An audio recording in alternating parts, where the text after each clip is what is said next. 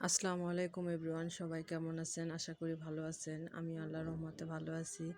আজকে রান্না করব মিষ্টি কুমড়া দিয়ে গরুর মাংস। গরুর মাংসটা যেরকম রেগুলার রান্না করা হয় ওরকমই সব মশলা দিয়ে তারপরে মাংসটা একবারে আধা সিদ্ধ করে নিয়েছি। তারপরে একটু কষিয়ে মিষ্টি কুমড়াগুলো দিয়ে দিয়েছি। আর এই মিষ্টি কুমড়া দিয়ে গরুর মাংস উত্তরবঙ্গের অনেক এলাকায় খায়, তাই আমারও অনেক পছন্দের খাবার একটা।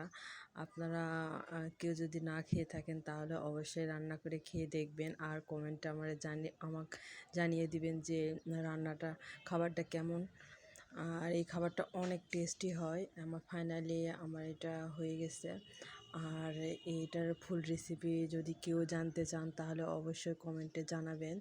আর লাস্টে দিয়ে একটু জিরা গুঁড়া দিয়েছি, জিরা আর এলাচ একসাথে টেলে গুঁড়া করে নিয়েছি, সেটা দিয়ে দিয়েছি।